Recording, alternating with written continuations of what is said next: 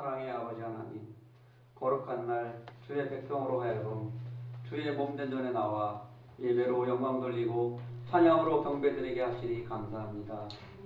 죄로 죽을 수밖에 없는 우리를 그리스도의 십자가의 사랑으로 구속하여 주셔서 감사드립니다. 우리의 연약함을 아시는 하나님, 우리에게 은혜 베풀어 주셔서 언제나 평강과 기쁨 속에 살게 하여 주시옵소서. 거룩하신 아버지 하나님, 나의 나된 것은 모두 하나님의 은혜임을 고백합니다. 내게 있는 모든 것이 모두 하나님의 소유것만 감사하지 못하고 욕심과 탐심에 치우쳐 더 많이 갖고자 했으며 세상에 치우쳐 살 때가 많았습니다. 교만하고 오만하여 시기와 질투로 형제를 판단하는 자리에 있었습니다. 이 시간에도 십자가의 은혜를 깨달아 우리의 삶을 돌아보게 하시고 회개의 영을 부어주셔서 우리로 정결케 하여 주시옵소서. 이 시간 우리의 삶을 십자가에 내려놓습니다. 구속의 은총이 우리를 정하게 하시고 은혜의 풍성함으로 예배드리게 하옵소서. 사랑의 아버지 하나님, 우리가 늘 말씀을 가까이 하고 묵상하여 우리의 삶이 믿음의 터 위에 바로 서게 하옵소서. 하나님을 기쁘게 해드리기를 원합니다. 하늘의 선한 복을 더해주셔서 주님께서 주신 사명을 잘 감당하게 하옵소서. 어떤 시험이 올지라도 낙심하여 좌절하거나 넘어지지 않게 하옵소서. 우리의 마음의 눈을 밝혀주시어 아버지의 뜻을 바로 깨달아 진리 안에서 바로 서서 주의 의의 옷을 입길 원합니다. 또한 우리에게 전도할 수 있는 능력을 주시고 전도의 문을 열어주셔서 복음을 전파하는 데 힘쓰며 복음의 열매를 거두게 하옵소서. 우리가 품은 태신자들과 함께 10월 26일 주의 전에 나와 주님을 찬양하기를 간절히 원합니다. 주님 인도하여 주시옵소서. 저희로 하여금 세월을 아끼며 깨어 근신하고 기도하여 신실한 하나님의 일꾼이 되게 하옵소서. 성령 안에서 선한 열매로 빛과 소금의 직분을 감당하게 하시고 굳센 믿음으로 주신 사명 감당하게 하옵소서. 요즘 아침 저녁으로 기온이 찹니다. 연로하신 어르신들 감기에 걸리지 않도록 건강 지켜주시고 또 몸이 아픈 성도님들 고통 속에서 벗어나 기쁨으로 믿음 생활할 수 있도록 온전히 치유하여 주옵소서. 이 시간 준비된 말씀 전하시는 목사님을 성령의 능력으로 붙드시고 목마른 영혼들이 생명수를 풍족하게 마시는 은혜 충만한 시간이 되게 하옵소서. 악한 사탄이 틈타지 않고 신령과 진정으로 예배드리는 시간이 되게 하시고 오직 아버지께만 홀로 영광 돌리는 귀한 시간이 되게 하소서. 오늘도 주님만을 의지하며 예수 그리스도의 이름으로 기도드리겠다. 고백 함께 봅니다. 믿음 안에 구하는 믿음 안에 구하는 믿음 안에 구하는 믿음 안에 구하는 여러분 이제 정말 행복해지시죠? 1월달부터 지금까지 했는데 행복이 뭔지 내 안에 어떤 행복이 내 인생의 주머니에 담겨있지 아직도 여러분 안 만져지세요? 오늘 그렇다면 여러분 말씀을 듣다가 그 행복이 여러분의 인생 가운데 여러분의 눈 가운데 만져지는 귀한 역사가 일어나곤 합니다. 우리 한번 다같이 한번 따라해 봅시다. 자기 중심의 시각에서 하나님의 시선으로 그렇습니다. 우리의 눈에서 하나님의 그 시선으로 바뀌어지는 귀한 시간 되기를 소원합니다. 오늘 본문은 갈릴리 바닷가에서 있었던 사건입니다. 갈릴리 바닷가는 참 호수의 큰 호수예요. 길이가 남북으로 21km고 폭이 동서로 13km입니다. 어마어마한 호수죠. 또 깊이는 약 한 44m 되고요. 호수의 둘레는 50km고 넓이는 약 170km²입니다. 어마어마한 이 호수 가운데요. 이 호수의 이름은 성경에서 여러 가지 불러지고 있어요. 갈릴리 바닷가, 긴네렛 바다, 디베리아 바다, 게네사렛 호수 이런 여러 가지 다양한 명칭을 가지고 부르는데 결국 갈릴리 바닷가 안에 여러 지명을 부르는 겁니다. 이 갈릴리 바닷가 안에는 참 어종이 풍부합니다. 흔히 이제 그때 당시에 현재도 그렇지만은 현재 고기 잡는 그 어종이 약 40종 된다고 합니다. 여러분 좀 감이 오세요? 고기의 종류가 지금 현재 잡아서 이렇게 판매하는 종류가 약 40종 된다고 합니다. 그러니까 잡지 않은 종까지 얘기하면 참 물고기 보고라고 볼 수 있습니다. 그 중에 16종은 원래 고위에 있었던 이 어종이라고 합니다. 그런데 이 풍성한 바닷가에 평생 자기의 직업을 가지고 살아왔던 갈릴리에 고향을 둔 7 제자가 다시 고향으로 내려옵니다. 그리고 그들의 본업으로 돌아갔습니다. 밤새 고기를 잡았는데 오늘 본문 3절에 가보니까 뭐라고 표현하고 있죠? 우리 3절 한번 다 같이 읽습니다. 시작.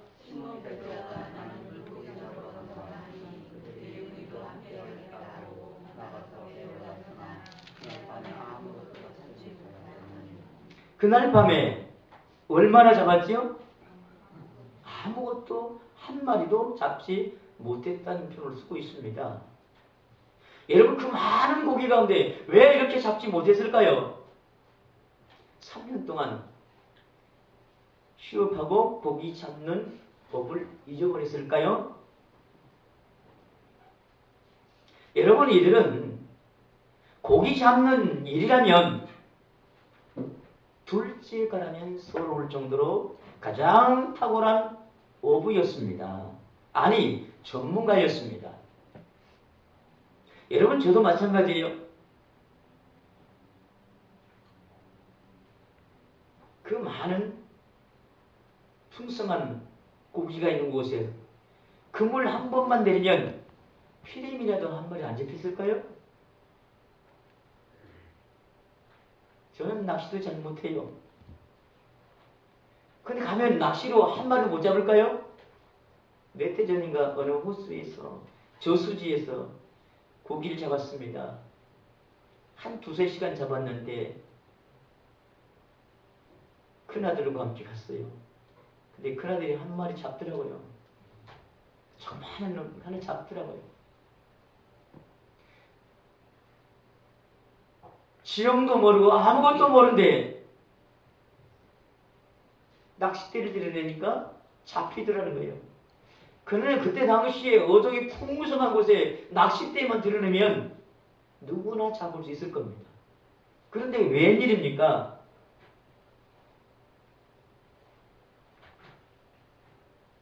다시 한번 생각해 봅니다. 고기 잡는 시간이 너무 오래됐을 걸까요? 아니면 그날 고기들이 없는 날입니까? 아니면 고기들이 파업을 해서 조심해야 될 날입니까? 참 이런 경험은 이들에게는 처음이었을 것입니다. 이렇게 안 되니까 그들도 오기가 생겼을지도 모르겠어요. 새벽까지 그물을 내리면서 꼬박 밤을 새우면서 고기를 잡아왔습니다. 그러나 그들은 낭패였습니다. 너무 창피한 일이었고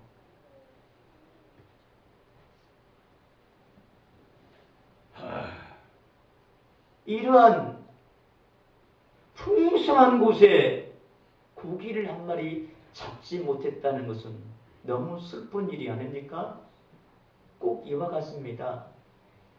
경제학자인 아담 스미스는 이렇게 말합니다. 풍요 속에 빈곤이라는 말을 하고 있습니다. 경제적으로 넉넉한데 가난해지더라는 거예요. 내 호주머니가 비더라는 겁니다. 우리는 이렇게도 말할 수 있겠죠? 홍수 가운데 마실 물이 없다. 여러분, 홍수 가운데는 물이 풍성하잖아요. 많잖아요. 왜 그런데 마실 물이 없습니까? 바로 경제학자인 아담 스미스가 얘기한 것처럼 풍요 속에 빈곤의 모습인 겁니다. 오늘 갈릴 그 바닷가에 그 많던 고기 가운데 한 마리도 낚을 수 없던 풍요 속에 빈곤의 이 모습을 왜 그들은 경험해야 할까요? 무엇 때문에 이런 아픔과 창피한 일이 그들에게 있어야겠던 것일까요? 사랑하는 성도 여러분, 우리에게는 때로는 이보다 더 우리의 인생 가운데 고통이 있을 수 있습니다. 그렇습니다. 고통을 바라보는 출발점은 하나님께서 고통받는 자를 결코 야단치지 않으시고 그들 편에 함께 하시는 사실들을 우리가 깨닫기를 원합니다. 여러분이 예수님의 행적을 따라가보면 자식을 잃은 가부가 어떤 반응을 보고 있는가? 우리는 슬퍼할 때 주님은 더 슬퍼하신다는 말씀을 우리에게 들려주고 있습니다. 우리가 아파할 때 주님은 더 아파하십니다. 힘들어할 때 주님은 더 힘들어하십니다.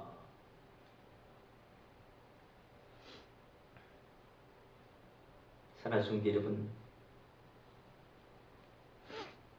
우리는 이제는 우리의 방향들을 좀 바꾸기로 합니다. 우리의 시각들을 좀 바꾸기로 합니다. 우리는 때로는 이런 아픔과 슬픔과 고통 가운데 이렇게 말할 수 있어요. 하나님, 당신께 실망했습니다. 내가 고통당할 때 하나님 어디 계셨습니까? 등등 우리는 수많은 우리의 가슴 속에 담아둔 얘기를 들려줄 것입니다. 하나님은 공평하시면서 왜 침묵하며 이 문제를 답을 주시지 않으십니까? 라고 우리는 물을 수 있습니다. 사랑하는 성도 여러분, 어려운 시간을 만난 여러분이 있다면 이 문제를 어떻게 해결해야 할까요? 제자들은 3년 동안 부단히 따라다가 있습니다. 자신의 모든 직업을 다 버리고 그의 인생을 예수님 앞에 투자했습니다. 그러나 그 스승인 예수님은 어떻게 해요? 십자가에 죽으시고 그들의 꿈은 산상적으로 다 깨져버렸습니다. 그런데 돌아왔는데 갈릴리 바닷가에서 이제 나는 새로운 나의 삶의 도전에서 새롭게 도전해 새롭게 살겠다고 하는 그들의 의지를 고기 잡는 걸 대신했지만 그러나 역시 실패였다는 사실. 사랑하는 성도 여러분, 우리 속담에 그런 말 있죠? 넘어져도 코가 깨진다는 말이 있어요. 넘어진 것도 억울하고 넘어진 것도 고통스러운데 뒤로 넘어졌는데 왜 코가 깨져야 합니까? 여러분, 뒤로 넘어지면 어디가 다치는 것이 맞아요? 무릎 하나 많아잖아요. 그런데 재수가 없으면 더 재수가 없다는 거예요. 여러분, 우리가 부단히 신앙생활 했는데 왜 이런 어려움과 고통은 더 많이 당해야 하는가? 이 본문에 대한 제자들의 물음입니다. 그러나 주님은 오늘 이 요한을 통하여 이렇게 이 문제에 대한 해결을 얘기하고 있습니다.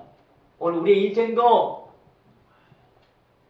해결을 받는 시간 되기를 소원합니다. 여러분, 신약시대에 우리가 잘 아는 바리새인들이 있습니다.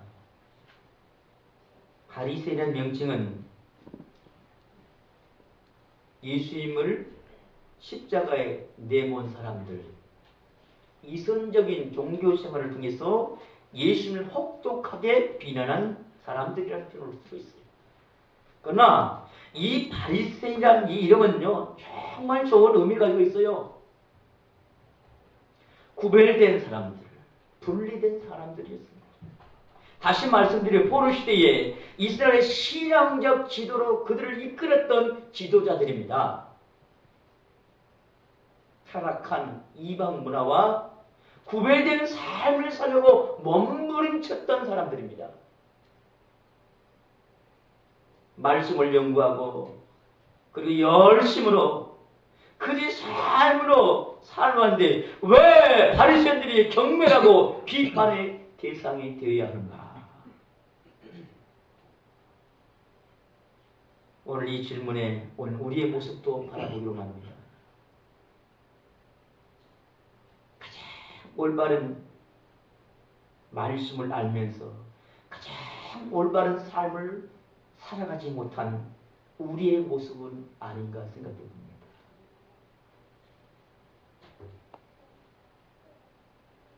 이웃을 사랑한다고 말하면서 저희 안에 내부에 많은 갈등을 품고 살아가고 있지 않나.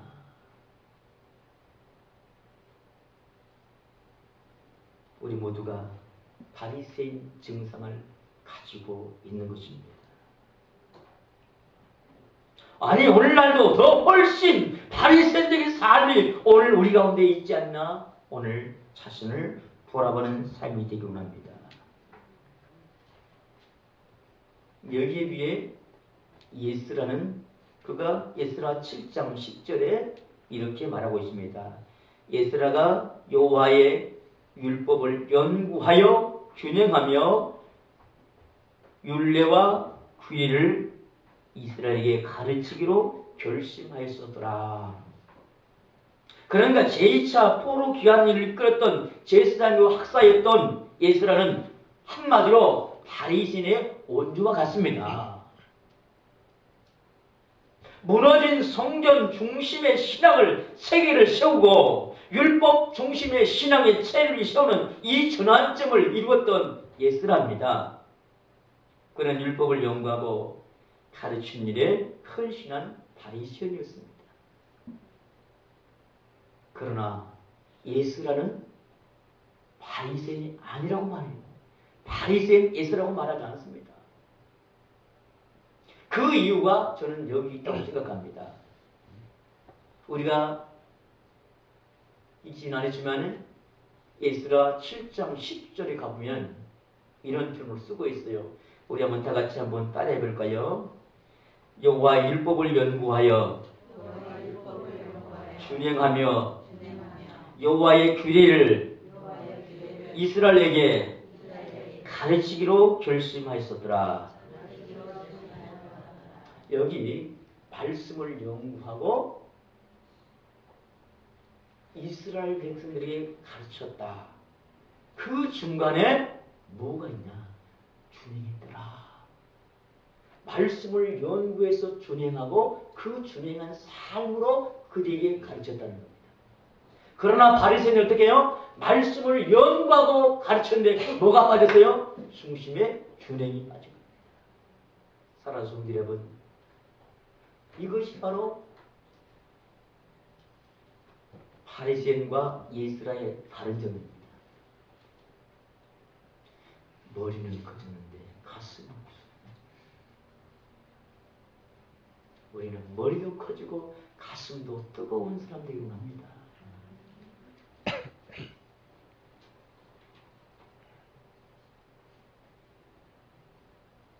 어렵고 힘들고 위기의 이 시대를 바라보면서 저는 간혹 묻습니다. 여러분, 이 시대는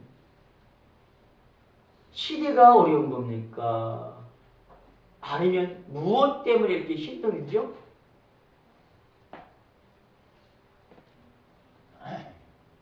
어려운 시대니까 어렵습니까? 아니면 시대가 어려워서 어려운 시대가 된 겁니까?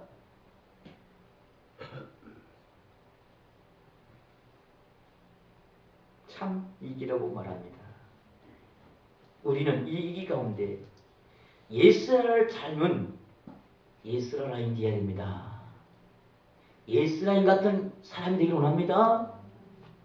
연구하고 삶으로 준행하고 그 삶으로 가르치는 삶이 됩니다. 사랑하는 성도 여러분, 우리의 신앙이 이런 신앙이 되지 않기를 소원합니다. 아니, 우리는 이런 신앙이 되기를 원합니다. 의무로서 기도하고 의무로서 신앙하고 의무로서 예배가 아니라 기쁨으로 기도하고 기쁨으로 신앙하고 기쁨으로 예배해야 할 것입니다. 성경은 항상 기뻐하는 일, 범사에 감사하는 일, 쉬지 않고 기도하는 일이야말로 하나님이 어떤 일이라고요? 기뻐하는 일이라고 말하고 있습니다. 사랑하는 성도 여러분, 우리가 이 기쁨으로 살아가기를 원합니다. 신앙생활하면 처음에 믿는 사람들이 참 신앙생활 하기가 힘들죠? 어렵죠? 그 이유가 무엇일까요? 볼 수 있는 부분이 작다는 겁니다. 주변에 속시원하게 가르쳐준 분들이 많지 않다는 겁니다. 무엇을요? 어떻게 삶을 살아가야 하는가? 즉 에스라처럼 준행하며 사는 것이 없었다는 겁니다. 사랑하는 성도님, 우리 모두는 준행의 삶을 살아가곤 합니다. 오늘 본문 한번 돌아가 볼까요? 한마디로 잡지 못했던 이 제자들의 삶이 어떻게 살아가는가? 우리 6절 한번 읽어보고 합니다. 시작.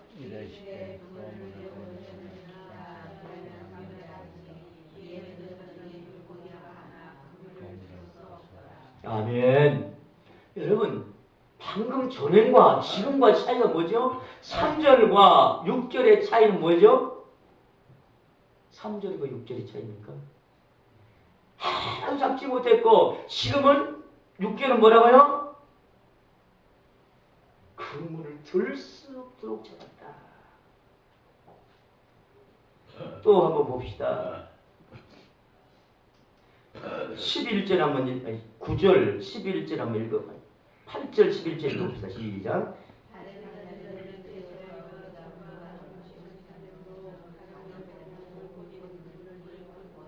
들을 수 없으니까 그물을 어떻게 해요? 끌고 왔고, 그 다음에 11절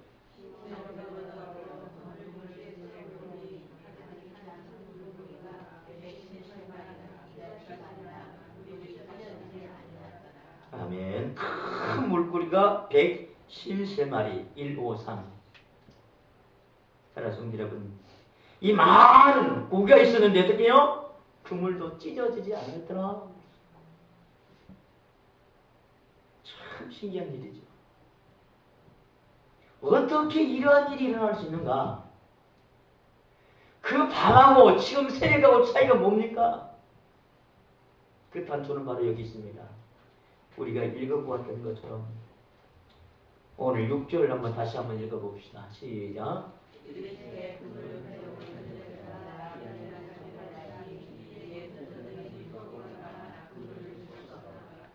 아멘.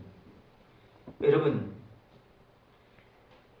예수님은 바닷가에서 지시만 하고 있어요. 그런데 제자들은 갈릴리 바닷가 출신이에요. 전문적인 어부입니다. 밤새도록 그물을 내렸으나 고기 한 마리 잡을 수 없었는데 바닷가에서 한 사람이 말을 해요. 지시를 해요. 배 오른편에 그물을 내리라. 그러면 많은 고기를 잡을 것이다. 여러분 같으면 어떻게 해야 되죠? 밤새도록 일했는데 아무 결과도 얻을 수 없어요. 그런데 옆 사람이 훈수한다고 얘기를 해요. 여러분, 시장 장터에서 장기 두는 거 보셨죠? 그리고 이제 막판 이제 장이야, 멍이야, 멍군 장군하고 있는데 옆에서 훈수를 딱 둬요.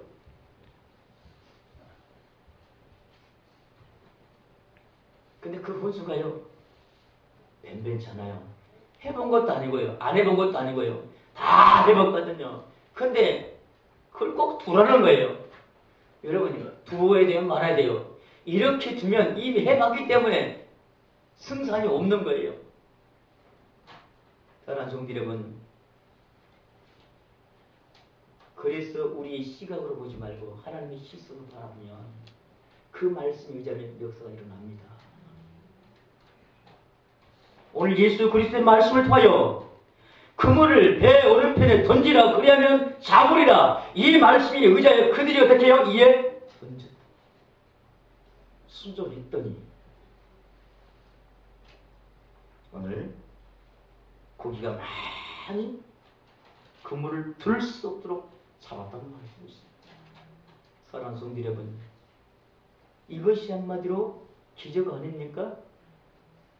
여러분, 주위에 고깃대를 예수님은 어떻게 몰고 왔을까요? 어떻게 잡을 수 있었을까요?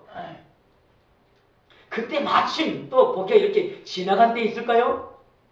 아니면 파업하던 고기들이 이제 머리띠를 다 풀고 이제 종료를 했을 때일까요? 여러 가지 배변 다 상상을 해도요. 사랑하는 성도 여러분, 말씀에 의지하여 삶을 순종하며 하나님이 책임져 주십니다. 그 하나님의 역사가 우리에게 풍성함을 제시하고 있습니다. 풍성한 것에 빈곤의 인생이 예수를 만나 더 풍성한 삶이 무엇인가를 오늘 우리에게 간증해 주고 있는 것입니다. 우리의 눈이 어두워서 볼 수 없는 것, 주님의 시선으로 그 풍성함을 바라보길 소원합니다. 그렇다면 여러분에게 제안합니다. 폴 트리가 썼던 몸으로 사는 인생이라는 책 가운데 있습니다. 그리스도의 삶을 가장 잘 표현하는 말 중에 하나입니다. 우리 한번 다 같이 한번 따라해 볼까요? 인생은 하나님이 지휘하시는 모호입니다. 다시 한번 해봅시다. 인생은 하나님이 지휘하시는 모호입니다. 다시 한번 합시다. 인생은 하나님이 지휘하시는 모호입니다. 그렇습니다.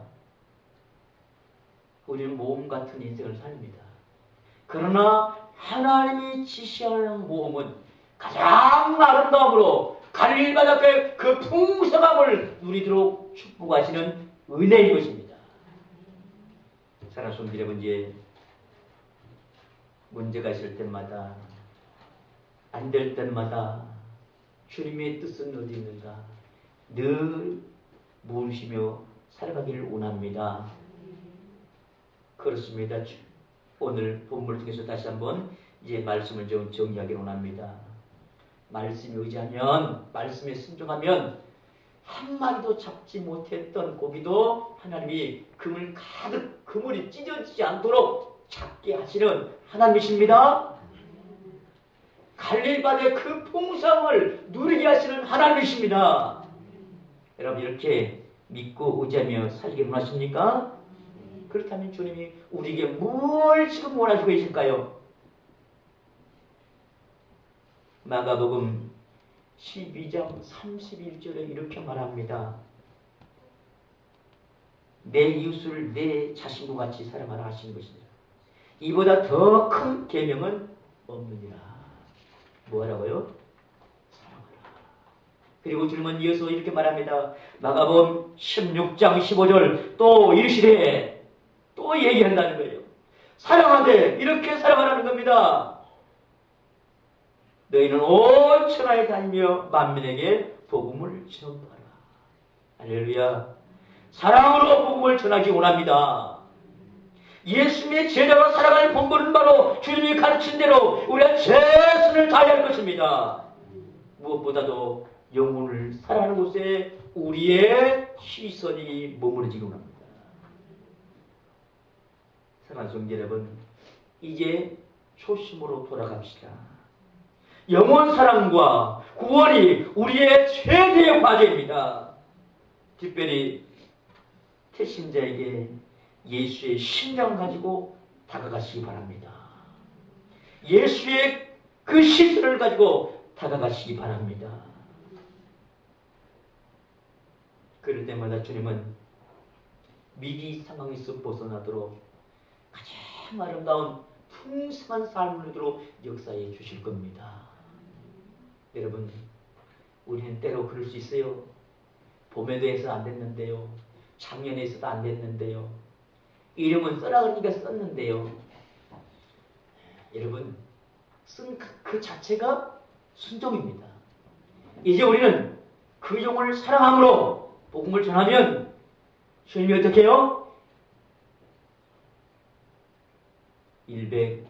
107세마를 고기를 잡는 것처럼 역사해 줄 겁니다. 그런 의미로요. 이렇게 하면 됩니다. 어떻게 하면 돼요? 다 같이 하루에 5분 동안 3번 기도하자. 한 사람을 위해서 하루에 5분 동안 3번 기도하면, 하루에 5분 동안 3번 기도하면 하나님이 책임져 줍니다. 매일 하십시오.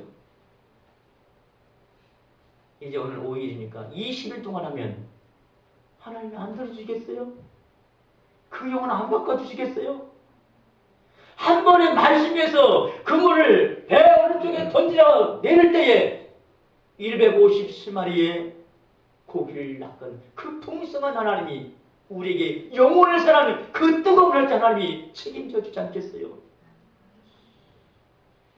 주님께 시선을 두시고 일을 감당을 원합니다. 그렇게 행하기 원하십니까? 그런 자만 우리 두 눈을 감고 우리의 가슴에 두 손을 얹고 기도합시다. 우리 주 예수 그리스도의 은혜와 하나님 아버지 만구하시는 사랑하심과 성령의 교통 내재 충만하시는 정의, 우리의 시선이 하나님의 시선을 받고 인생의 부유함을 누리겠다고 소원하고 다니는 머리 숙인 성도들 한 사람 한 사람 위에와 저들의 가정과 직장과 사업과 자녀들 위에와 몸된 교회와 이 나라의 민족이 이제도 영원토록 함께 할지어다.